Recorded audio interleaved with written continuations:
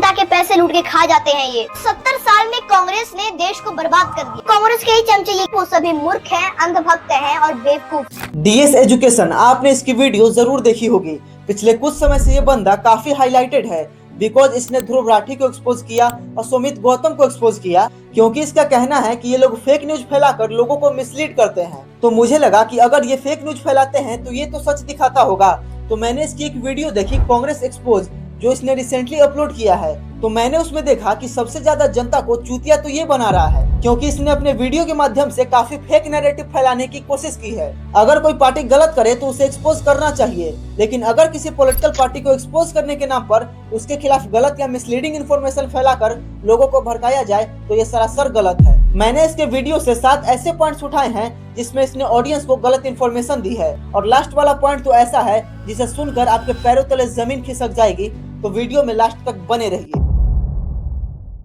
पहला सुनिए। भारत के इतिहास में सबसे पहली वोट चोरी नेहरू ने की थी। नेहरू जी को सिर्फ एक ही वोट मिला और सरदार वल्लभ भाई पटेल को 12 वोट मिल गए, लेकिन इसके बावजूद भी हमारे देश का प्रधानमंत्री कौन बना? पंडित जवाहरलाल नेहरू। क्या ये सब वोट चोरी नहीं है? इसके अकॉर्डिंग भारत के इतिहास में सबसे पहली वोट चोरी नेहरू जी ने की थी, लेकिन ये सरासर गलत है।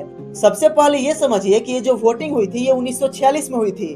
उस वक्त हमारा भारत आजाद भी नहीं हुआ था, और ये वोटिंग प्रधानमंत्री बनने के लिए नहीं बल्कि कांग्रेस के अध्यक्ष पद के लिए हुई थी। तो ये कहना कि पटेल जीत गए और नेहरू उनका वोट चुरा के प्रधानमंत्री बने, ये टोटली रॉन्ग इन्फॉर्मेशन है। अब दूसरा सुनिए। अगर आप गूगल पर सर्च करेंगे कि आधुनिक आतंकवाद का जनक कौन था, तो आपको जवाब मिलेगा यासिर अरफात। और हद तो तब हो गई जब इंदिरा गांधी ने आधुनिक आतंकवाद के जनक यानी कि एक आतंकवादी को नेहरू शांति पुरस्कार दिया। इसके अकॉर्डिंग इंदिरा गांधी ने आधुनिक आतंकवाद के जनक यासिर अरफात को नेहरू शांति पुरस्कार दिया। बट मैं जो अभी आपको बताने जा रहा हूँ उसे सुनकर आप चौंक जाएंगे, लिटरली चौंक जाएंगे। आप गूगल पे सर्च करोगे ना कि यासिर अरफात को नेहरू शांति पुरस्कार कब मिला, तो आपको दिखेगा 1988 में। और आपको पता है कि इंदिरा गांधी की डेथ कब हुई थी? 1984 में। तो ये कैसे पॉसिबल है कि कोई इंसान मरने के 4 साल बाद किसी को पुरस्कार दे सकता है? मतलब कोई लॉजिक है इस बात का? आप सोचो कि किस तरीके से ये लोगों का ब्रेन वॉश कर रहा है। अब तीसरा सुनिए। लेकिन घोटालों में कांग्रेस कहाँ पीछे रहने वाली है? एक बार तो कांग्रेस ने घोटालों का रिकॉर्ड बना दिया था। साल 2008 2G स्पेक्ट्रम घोटाला, करीब 1.76 लाख करोड़।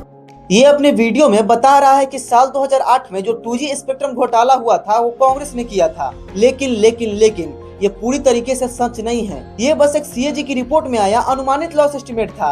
यानी सीधे यह कहना कि 1.76 लाख करोड़ का घोटाला कांग्रेस ने किया है, ये बात गलत है। और दूसरी बात, 2017 में स्पेशल सीबीआई कोर्ट ने सभी आरोपियों को बरी कर दिया, क्योंकि प्रोसिक्यूशन क्रिमिनल चार्जेस को प्रूफ नहीं कर पाई। इसलिए 2G पॉलिसी पर सवाल उठाना अलग बात है, लेकिन अनुमानित लॉस के आंकड़े को यह कहना कि घोटाला कांग्रेस ने किया है, ये वास्तव में लोगों को गुमराह करना है। अब चौथा सुनिए। और फिर से उसी साल में सहारा हाउसिंग बॉन्ड घोटाला, करीब 24,000 करोड़। सिर्फ इतने साल में ही कांग्रेस ने पूरा का पूरा रिकॉर्ड बना दिया था घोटालों का। इसके अकॉर्डिंग 2010 में जो सहारा हाउसिंग बॉन्ड घोटाला हुआ था 24,000 करोड़ का, वो कांग्रेस ने किया था। लेकिन इसके पीछे की रियलिटी कुछ और ही है। यह घोटाला कांग्रेस पार्टी या किसी अन्य पॉलिटिकल पार्टी द्वारा नहीं किया गया था। यह पूरी तरीके से एक निजी व्यावसायिक समूह सहारा इंडिया परिवार और उसके प्रमुख सुब्रत रॉय द्वारा किया गया फाइनेंशियल स्कैम था। अगर आप किसी पॉलिटिकल पार्टी पे आरोप लगा रहे हैं तो उसका एविडेंस भी आपको देना होगा। तो यह जो कह रहा है कि ये स्कैम कांग्रेस ने किया था, ये बिल्कुल गलत बात है।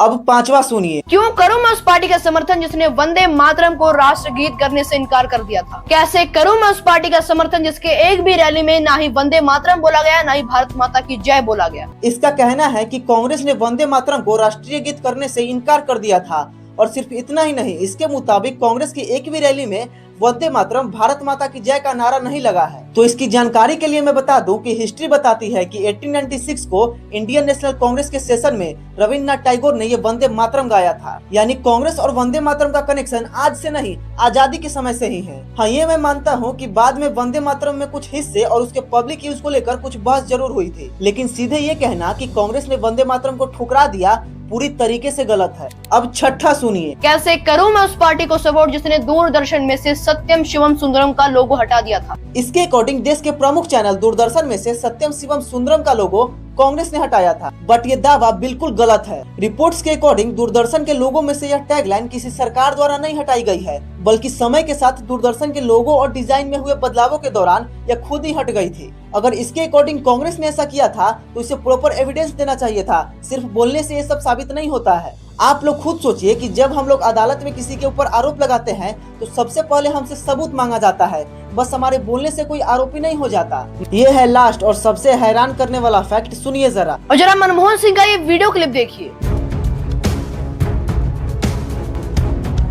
जो ये बगल में है ये एक आतंकवादी है। ये जो तस्वीर में मनमोहन सिंह जिससे हाथ मिला रहे हैं वो है यासीन मलिक। तो इसके अकॉर्डिंग मनमोहन सिंह आतंकवादी से हाथ मिला रहे हैं, लेकिन भाई ये सच नहीं है। यासीन मलिक कश्मीर का अलगाववादी नेता था और उसका मिलिटेंट बैकग्राउंड भी था। लेकिन इस फोटोग्राफ को देखकर सीधे यह कहना कि मनमोहन सिंह एक टेररिस्ट से हाथ मिलाकर टेररिज्म कर रहे थे, ये सरासर गलत दावा है। यासीन मलिक को टेररिज्म रिलेटेड केस में 2022 में NIA स्पेशल कोर्ट ने अपराधी घोषित किया। मतलब मनमोहन सिंह उससे 2006 में हाथ मिला रहे थे और यासीन मलिक अपराधी घोषित हुआ 2022 में। तो मेरा सवाल यह है कि उस वक्त मनमोहन सिंह एक आतंकवादी से हाथ कैसे मिला रहे थे। इससे पता चलता है कि इसका वीडियो देखने के बाद आपका नॉलेज तो गेन होने से रहा, आप और ज्यादा अंधभक्त के कैटेगरी में चले जाओगे। मैंने इस वीडियो में जो भी पॉइंट्स बताए हैं आप खुद उसे क्रॉस चेक कर सकते हैं। और आखिर में मैं सिर्फ इतना कहना चाहता हूँ, किसी पार्टी से नफरत करना आपकी चॉइस हो सकती है, लेकिन सच से मुंह मोड़ लेना हमारी चॉइस नहीं होनी चाहिए। कांग्रेस ने गलत किया है तो बिल्कुल एक्सपोज कीजिए, बीजेपी ने गलत किया है तो उसे भी एक्सपोज कीजिए।